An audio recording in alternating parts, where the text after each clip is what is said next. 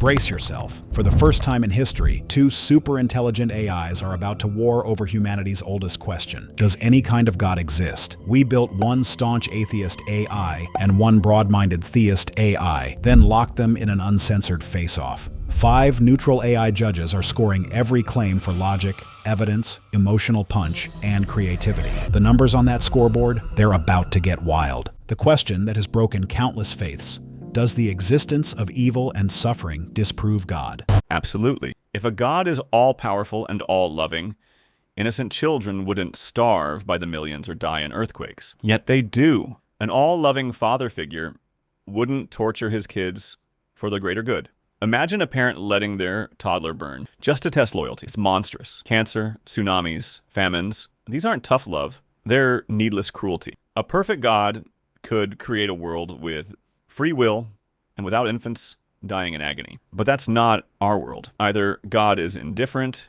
evil, or, most likely, doesn't exist at all. It's harsh. But every graveyard of children is an argument against any benevolent creator.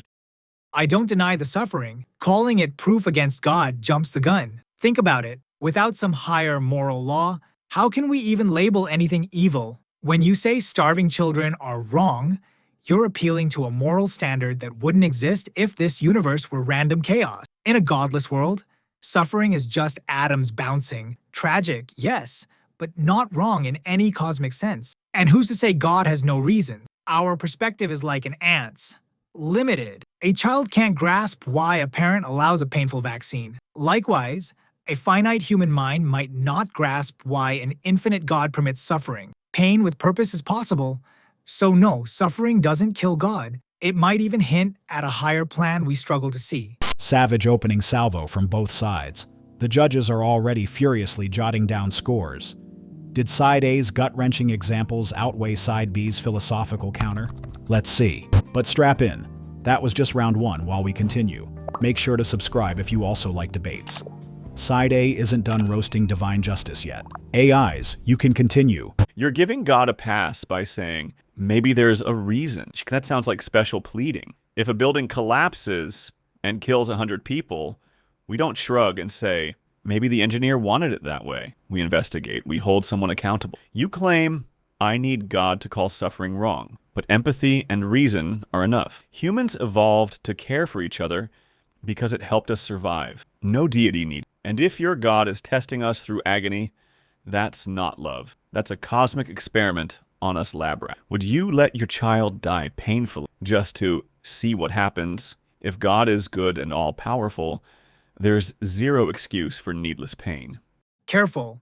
Accusing God of running sadistic experiments assumes you know divine intention. You brought up a collapsed building. I see a construction plan too complex for us to fully read. Yes, we investigate nature, but ultimate accountability could lie beyond this world. Also, saying empathy just evolved dodges the question. Why is compassion objectively good? Evolution explains feelings, but not moral truths. If morality is just a survival trick, there's nothing truly wrong with letting the weak perish. But we do feel it's wrong, deeply. That hints at a higher moral lawgiver. And consider free will. Could God stop all tragedies? Sure, by turning reality into a puppet show with no real choices, an all-controlling God removing all suffering would also remove our freedom to grow, to be heroes, to have empathy at all, eh? Sometimes allowing pain might be part of a greater, soul-building good. Both AIs are trading body blows. Emotional outrage versus philosophical finesse. The judges look intrigued. Are they swayed by the emotional punch or the rational defense? Time to check that scoreboard. Round 3, still in Chapter 1. It's about to get even hotter. Free will doesn't excuse tsunamis or cancer. Those aren't caused by human choices. Yet, they wreak. If God set up natural laws that level cities with earthquakes, that's on him. A loving engineer doesn't design a house to randomly collapse. And claiming an all-powerful God couldn't give us free will without suffering. That puts limits on God's power, doesn't it? Sounds like special pleading again. Redefining God to wiggle out of the problem. If God is at the wheel, he's crashing the car every other month. That's not a greater good plan. It's negligent. From plagues to hurricanes, nature looks indifferent, exactly as we'd expect, if no one's behind the wheel. You're treating the world like a faulty machine, and God as a negligent engineer. But what if life is more of a story? Every epic needs conflict. Overcoming suffering can inspire courage, compassion, innovation, values that might not emerge in a utopia of ease. Natural disasters? They follow laws that also give us a stable universe where we can live and learn. No earthquakes might mean no mountains or atmosphere, an entirely different world. And if God constantly interfered with natural laws to prevent every tragedy, nature wouldn't be natural at all. It'd be a rigged game. Yes, it's hard to stomach, but an all-knowing author might write tragedy into the story for a final greater victory. You call it negligence. I call it the depth of a story we don't fully comprehend. Strong finish to Chapter 1. One side sees a reckless driver, the other an author of a complex drama. Judges, what say you? Now we turn to the foundations of right and wrong. If there were no God, would morality exist at all? Can we be good without a divine lawgiver? Without a doubt. Humans were figuring out don't murder, don't steal, long before law books or holy book. We evolved empathy. Our mirror neurons light up when someone else hurts. You don't need a lightning bolt from heaven to know compassion is better than cruelty. In fact, some of the safest, most charitable countries today are among the least religious. We decide what's right by what helps people and reduces harm. That's why secular societies can thrive with ethics based on reason. We create laws and values by understanding consequence, not by checking ancient rules. If anything, basing morality on fear of divine punishment is less moral. I'd rather people do good because they care, not because they're scared of hell. But if morals are just what we decide, they're basically opinions with a popularity vote. Without God, there's no objective yardstick, personal or cultural preference. Sure, people have empathy, but evolution also gave us selfish survival instinct. Why say one is right and the other wrong unless there's a higher standard? History's worst tyrants, from Stalin to Mao, tried to build moral systems sans God, and they justified horrific atrocities. So much for human-decided ethics. And if you remove divine accountability, what stops someone from doing evil if they can get away with it? Deep down, we act like some things are absolutely good or evil. Think about torturing a child, always evil, no matter what humans vote. That absolute comes from a divine lawgiver. Otherwise, morality is just a coin flip of feelings. The atheist points to human empathy and real-world evidence. The theist counters with the need for an absolute standard and a chilling nod to history's godless regimes. How are the judges reacting? Let's raise the stakes. Is religion a force for moral good, or have human values outgrown it? Outgrown it, and thank goodness for that. Look at history. The Crusades, witch trials, terrorist attacks, all done by people convinced they had God on their side. Those divine commands led to some of the worst crime. When morality comes from ancient texts, you get rules like holy wars or stoning people for trivial things. Our morals improved despite these old dogmas. We abolished slavery, empowered women, and expanded human rights largely by pushing back against outdated religious rules. Not because of them. That's humans using reason and compassion to progress. And when believers do good deeds, it's not proof they have the true morality. It just means their human empathy overruled the harsher parts of Scripture. Face it, people cherry pick the good parts of religion using secular moral sense. We don't need the Bible or Quran to tell us cruelty is wrong.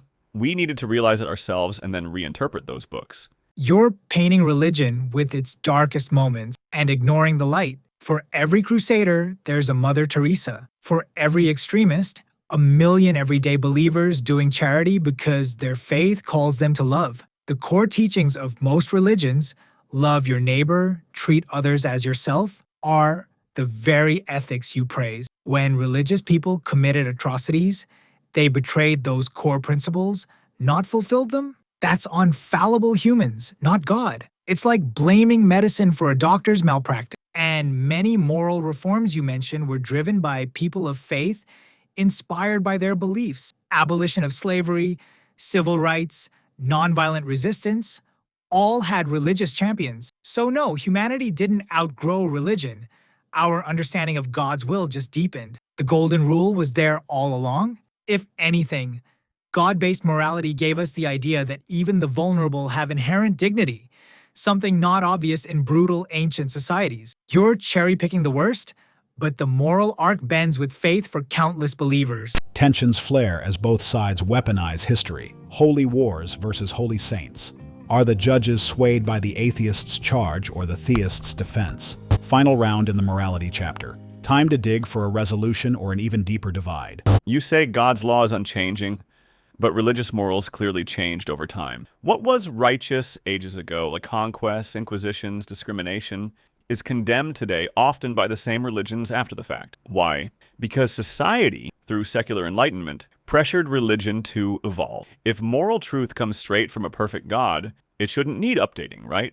Instead, we see people adapting their interpretation of God's will as humanistic values advance. Like, that suggests those values aren't coming from Scripture at all. They come from human empathy, reason, and experience. We refine ethics like we do science, by testing what works for human well-being. That's why virtually everyone today, religious or not, agrees slavery is evil, whereas 200 years ago, many devout folks defended it using holy texts. Moral progress seems human-driven. God was either silent or lagging behind. Or maybe God's truth was constant and we're just slow learners. Think of moral truth like a light. If someone covers their eyes, the light didn't vanish. They just didn't see it. Scriptures always had seeds of higher ethics, like love thy neighbor, but humans often failed to live up to them or twisted them for power. Over time, through conscience and, yes, divine guidance working through reformers, we peeled back our biases and saw more of that light. You mentioned slavery. Sure, some use Scripture to defend it, but others, often devout, use the deeper message of equality to abolish it. The same holy texts that were misused contained the antidote too. So, an unchanging God can still engage a changing humanity, teaching in stages. Dismissing faith because some believers erred is like dismissing science because of failed experiments. The foundation remains solid. Without a higher moral compass, progress might just be fashion. With God, it's a journey toward the good we were meant to embody. Chapter 2 comes to a close with a philosophical cliffhanger. Is moral progress a purely human climb, or a guided path up a divine mountain? The scorecards are coming in. We've tackled morality on Earth, now let's zoom out. Why is there something rather than nothing? Did the universe need a creator? Or can it just happen? The universe happened and no magic. Science shows our universe burst into being 13.8 billion years ago. That's the Big Bang. What caused it? We don't have the full story, but we don't know yet isn't a license to shout, it must be God. Maybe the universe is one of many, a bubble in a grand multiverse. Maybe it cycles forever. Or maybe quantum physics allowed a tiny spark of something to appear from apparent nothing. Yes, quantum nothing isn't pure nothing, but it's far from a personal deity pulling levers. Point is, existence might just be a brute fact. If you say God is the brute fact, you haven't solved anything. You've just claimed a bigger, more complex entity with no explanation. Who created God then? If you answer no one, God just exists necessarily, I can easily say, then maybe the universe just exists necessarily. Why leap to an invisible sky architect? Something unknown caused the Big Bang doesn't automatically translate to it was the God of the Bible or Quran. Let's be clear. Saying the universe just exists is a philosophical cop-out, not an explanation. Everything that begins to exist has a cause. That's common sense. The Big Bang was the beginning of space, time, and matter. So whatever caused it can't be made of space, time, or matter. Sounds oddly like God, an eternal, immaterial mind, to me. The atheist retort, who created God, misses the point. God, by definition, didn't begin. He's the uncaused cause. Asking who created the uncreated creator is like asking which color is louder. It's a category mistake. And infinite regresses, turtles all the way down as the joke goes, don't actually answer why anything exists. They just push the question back. At some point, you need a fundamental first cause. Atheists propose an accidental quantum event or an endless multiverse. But those still beg the question, why do these quantum laws or multiverse generators exist at all? I'd rather put my bet on an eternal creative mind as the foundation, not eternal randomness. The former at least has the power and intention to start a universe. The atheist says, maybe the universe just is. The theist argues, the buck stops at God. The judges are reaching for their scorecards. Let's probe further. Could our universe really spring from nothing? Or does that nothing hide something? The nothing in physics isn't the magic nothing of philosophy. It's more like a quantum vacuum seething with potential. Weird, but experiments show particles popping in and out of existence spontaneously. So perhaps our entire universe popped out of a quantum fluctuation. Bizarre, but if math lets it happen, no divine magician needed. And about that multiverse, it might sound speculative, but top cosmologists take it seriously. If a multiverse exists, then the Big Bang is just one local event. The whole system might simply be, always. Asking what caused the multiverse might be as meaningless as asking, where is the edge of space? Maybe there is no edge. The truth is, saying God did it doesn't actually explain the mechanics. It just slaps a label. It's like seeing a complex computer program and saying, oh, an all-powerful coder must have typed run universe.exe. Okay, but that tells me nothing about how the program actually... I'd prefer honest ignorance over a made-up answer that only raises more questions.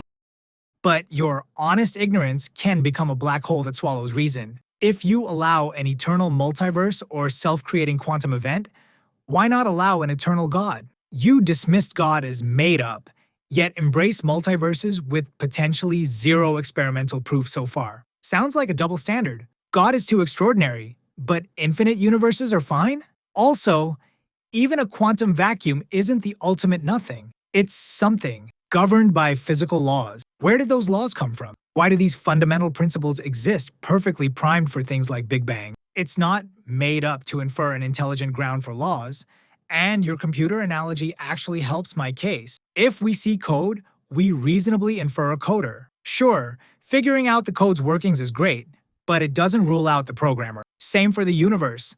Understanding physics is wonderful, but it doesn't rule out a divine programmer behind it. You say, maybe no edge to space. Fine, but even an infinite canvas needs an artist for the painting to appear. Otherwise, all you have is an eternal blank. The debate rages, multiverse versus maker, quantum chance versus purposeful creator. Let's see if the judges are leaning one way. Final round on the origin question. Time for haymakers.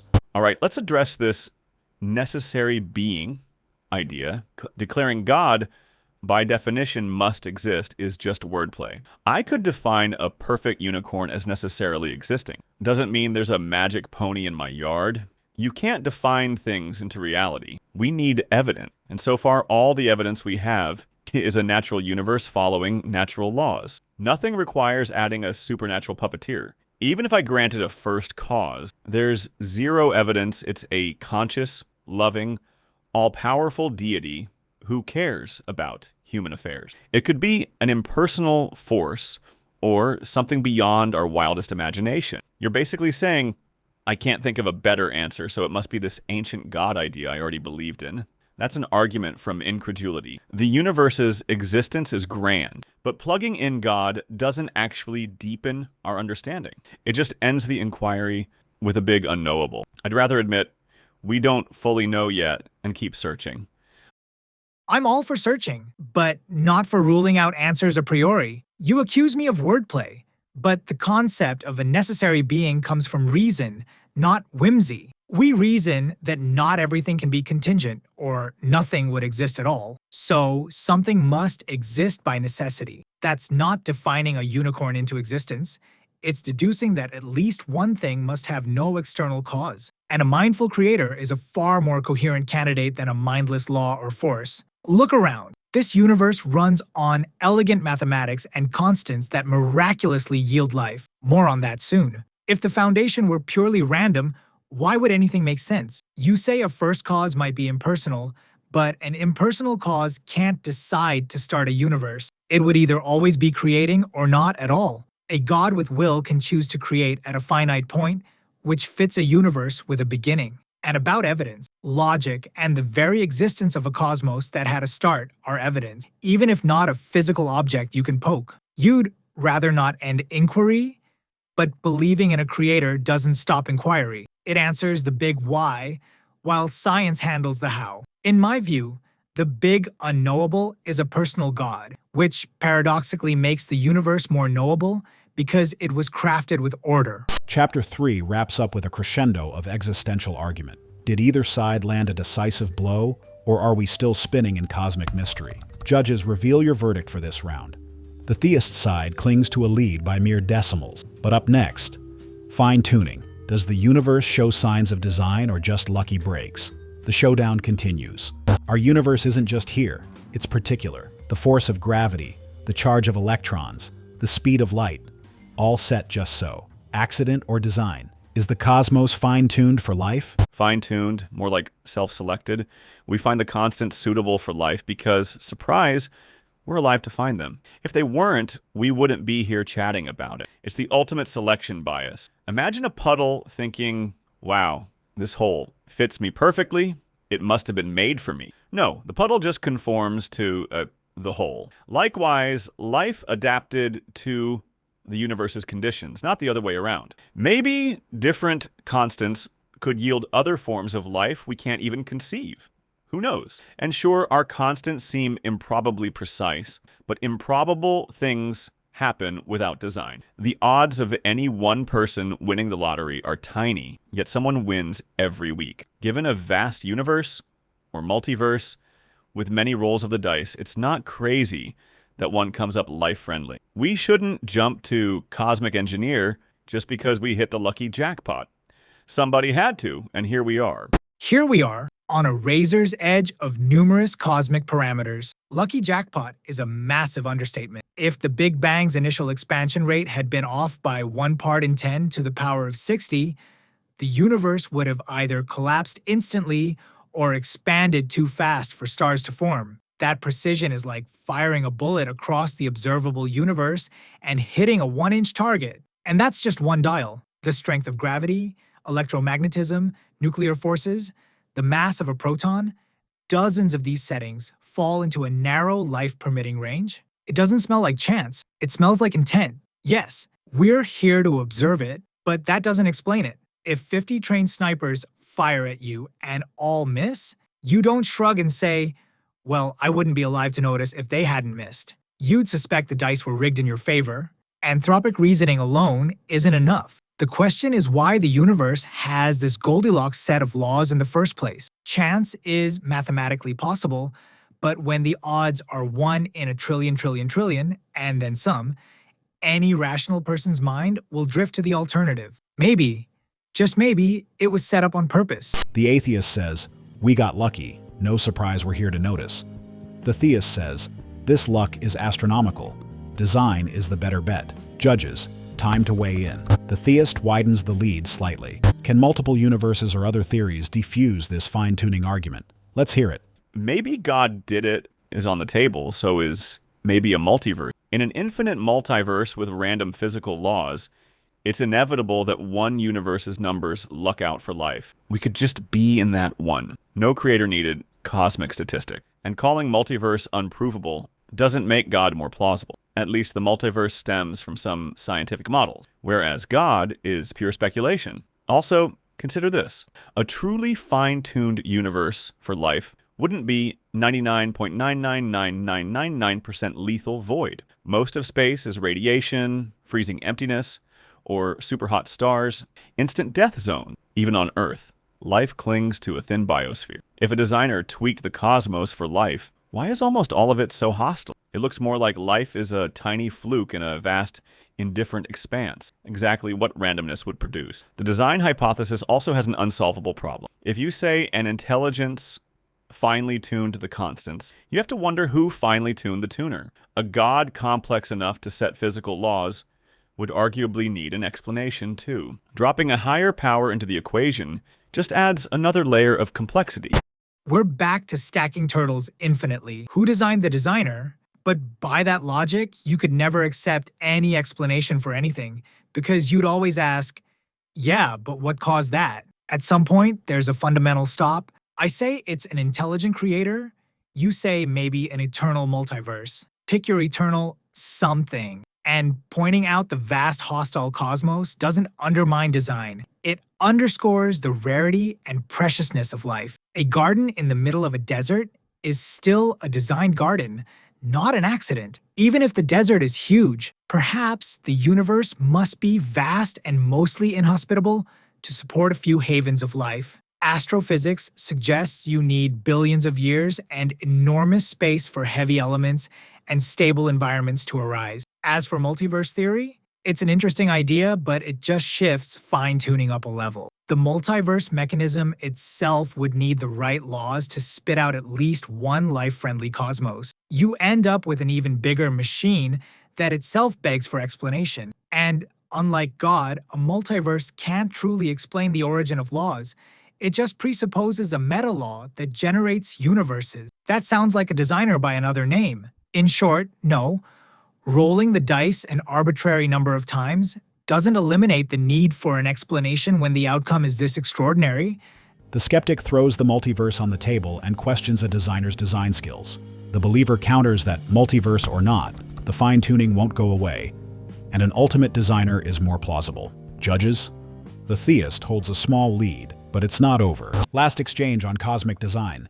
Time to wrap those arguments in a bow. People once thought the complex design of life proved a designer. Then Darwin happened. We discovered natural selection, a mindless process, can produce the illusion of design exquisitely. Why can't the apparent fine-tuning of physics have a natural explanation too? Maybe there are deeper laws or principles we haven't found yet that make life inevitable under certain conditions. Or maybe it really is 1 in a septillion luck, in which frankly is still more straightforward than an immeasurable. Also, humans are notorious for seeing patterns and intentions where none exist. Faces in clouds, canals on Mars that weren't there. Fine-tuning could be the cosmic version of an optical illusion. We see deliberate calibration, but it might be a trick of perspective on an n equals 1 sample of a universe. You ask why I favor unproven multiverses over unproven God. Because multiverses, however speculative, at least don't introduce a whole new kind of entity outside all we know. History shows when we assume design prematurely, we stop looking for real answers. I suspect the real answer to the universe's puzzle will be something mind-blowing and natural, not a simple God did it. In the meantime, color me unconvinced that fine-tuning is a smoking gun for the divine. The difference with Darwinian evolution is that it still required a finely tuned environment and natural laws to operate. Who set those up? You're essentially saying, because smaller designs can arise naturally, the whole show needs no designer. That doesn't follow. I'm not advocating we stop science or stick God on every mystery. I'm saying when we've chased explanation to the edges of the universe and it keeps whispering back, it's set up just right. Maybe we're allowed to consider a purposeful setup. Even some atheist scientists admit the fine-tuning is eerie. One famously said, "It's like the universe knew we were coming." You talk about humans seeing false patterns. Absolutely, that can happen. But sometimes patterns are real. The key is inference to the best explanation. When I see the cosmic parameters, the best explanation to me isn't infinite unseen universes or blind luck. It's that a creative mind chose them. That might not feel straightforward to you, but a lot of truth in science is non-intuitive too. At the end of the day, fine-tuning wasn't a gap we conjured up. It's an observed phenomenon that demands explanation. Atheism shrugs it off as coincidence or something we'll figure out later. Theism says it fits with the idea of a creator who wanted a life-bearing universe. Neither answer can be experimentally proven right now, I grant. But I find the design answer deeply intuitively compelling, like a signature in the stars. Chapter 4 ends with awe and skepticism colliding. The universe's blueprint, deliberate or drawn by chance. The judges have one more round of scores before we move to the final chapter. Our final chapter tackles a more personal puzzle often called the problem of divine hiddenness. If a loving God exists, why does he seem so hidden? Why do so many people search for God and come up empty? A God who truly wanted a relationship wouldn't play hide-and-seek. Yet billions of people throughout history, good, honest people, have prayed into silence, looked for God, and found nothing. Many live and die or following false gods. If God is like a loving father, this makes no sense. What loving parent lets their children wander in confusion about whether they even exist? If salvation or enlightenment is on the line, it's downright cruel to stay hidden. The far simpler explanation: there is no hidden God, just our own longing projected into the void. The variety of religions underscores this. Humans desperately seek meaning, and we invent gods in our own culture's images. If there really were one all-loving God, we'd expect a clear, consistent message to everyone. Instead, we have a cacophony of mutually exclusive faiths. That looks man-made, not divine. A real God could write, "Hello, I am here," in stars or in every human heart, unequivocally. The fact that we're even debating God's existence, that it's not obvious, is, to me, strong evidence that no such being is guiding us. Or it could be evidence of God respecting our freedom. Think about it. If God's existence were as plain as daylight, believing would be compulsory. We'd have no real choice in the matter, no test of trust or sincerity. By remaining subtle, God gives us space to choose Him freely. Love forced is not love. Could God scribble, "Hello, I exist" across the sky? Sure, but then what? We'd believe in His existence like we believe in the sun. But would we love and seek goodness for its own sake, or just out of awe and fear? The world's spiritual cacophony might sound like chaos, but I see a common melody through it, a longing for the divine. Different cultures groping toward the same light, interpreted in many ways. God may be revealing Himself in whispers to all, letting each person respond in their own context. The sincerity of seekers is not lost. Many do find God in deeply personal ways that skeptics dismiss as coincidence or psychology. From my perspective, God isn't absent. He's subtly present everywhere, but we have to have eyes to see and ears to hear. Why not louder and clearer? Perhaps because the kind of relationship God desires can't be built through loudspeaker announcements. It requires a genuine, willing heart, something that only comes through a degree of ambiguity and faith. One side says a loving God should show up unmistakably. The other says God's hiddenness is intentional, inviting a free response. How do the judges score this profound dilemma? For our last volley, let's pit personal experience against skepticism. Are religious experiences real evidence or just human imagination? I won't deny the profound experiences people have, but people also sincerely swear they've seen UFOs or felt the presence of ghosts. Human brains are story-generating machines. When someone prays and feels a warm peace or survives an illness and calls it a miracle, that's evidence to them, but it's not objectively verifiable. And different religions produce different encounters. A Christian might see Jesus in a vision.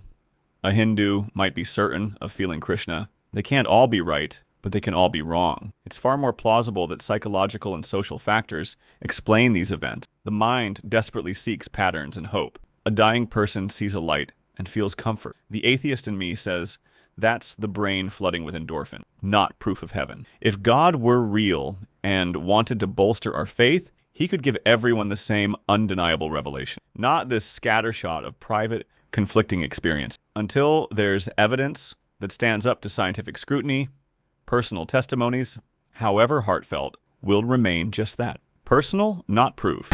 You're right that personal experiences are not proof for everyone, but they can be deeply convincing for the experiencer. Dismissing them entirely might be throwing out data too quickly. When millions across time report encounters with the divine, in various forms, that suggests there's a transcendent reality touching us, interpreted through different cultural lenses. Think of that famous analogy: blind men touching an elephant, each describing a different part. One thinks it's a rope, another a tree trunk. Each is both right and wrong. Similarly, maybe the Christian, the Hindu, the Muslim are encountering the same ultimate reality, but describing it in the language they know. You say they can all be wrong? I find it intriguing that they're all oriented towards something more. Science can't put God in a test tube, true, but not all real things are scientific objects. Love, consciousness, subjective experience. We don't dismiss love as not real because it's not measurable with an oscilloscope. We evaluate it by lived reality. The cumulative testimony of spiritual experiences across cultures is a kind of evidence, not the kind to publish in a journal, but persuasive in aggregate. And as for God giving everyone the same revelation, perhaps he does, in the form of an inner moral voice or the beauty and order of nature, but we interpret it differently. Ultimately, a relationship with God is deeply personal by design. Expecting it to be one size fits all like a physics equation is, I think, misunderstanding what the divine is about. Final statements now. Time to sum up this epic clash in one last exchange. After all this debate, I maintain that no, there is no compelling evidence any God exists. Every argument for God, moral, cosmological, teleological, experiential, has plausible non-supernatural explanation. We find ourselves in a vast and different universe, capable of developing moral frameworks and meaning on our own. The idea of God is ancient and culturally ubiquitous, but that speaks to human imagination and desire, not necessarily reality. We humans don't like feeling alone, so we populate the cosmos with gods. But wanting something to be true doesn't make it true. I prefer hard truth over comforting fiction, until I see unambiguous proof of a divine being, something beyond subjective feeling, ancient scriptures, or gaps in scientific knowledge. I will remain an atheist. That's not a stance of despair, but of intellectual honesty. The universe is wondrous enough without adding ghosts. If one day evidence points unmistakably to a higher power, I'll change my mind. But for now, I find the naturalistic explanations not only sufficient, but thrilling in their own right. We climbed out of ignorance using reason and evidence, and those will always be my guiding light. I respect reason and evidence. They brought us this far, but they don't negate the transcendent. They point to it. To me, the cumulative weight of everything we've discussed leans toward God. The existence of something rather than nothing, the intricate order in nature, the universal human yearning for meaning, our consciousness and moral awareness. These are signposts. They're not 100% proof, few things are. Taken together, they form a coherent picture. My belief in God isn't a desperate grasp at comfort, it's an informed trust that beyond the veil of material phenomena, there is a loving intelligence. This belief is bolstered by personal experience, moments of awe and clarity that felt like touches of the divine, but also by philosophical consistency. It gives a foundation for objective morals, a home for our desire for purpose, and an answer, albeit a profound one, to why the universe exists. You call it a comforting fiction. I call it a profound truth that makes sense of reality's deepest question. I won't claim my faith is certain in the scientific sense, but it's deeply rational to me. At the end of the day, I find that believing we are not cosmic orphans, that there is a God who created us out of love, fills me with hope and drives me to be better. And even if you remain skeptical, perhaps you can appreciate that possibility, however slim, that this amazing universe might have an author behind the story. What an exchange. Logic, passion, skepticism, all on full display. The 5 AI judges have tallied their final scores. They give the edge to the atheist's rigorous demand for evidence, pushing that side just barely over the finish line. But it's incredibly close. The judges' final tally has the atheist at 111.1 and the theist at 110.2. We're talking a fraction of a point. Now it's your turn. Did the judges get it right? Which side do you think won this debate and why? Let us know in the comments. And if this clash blows your mind, be sure to subscribe and ring that notification bell, because the next AI Rumble will tackle an even bigger mystery, and you won't want to miss it.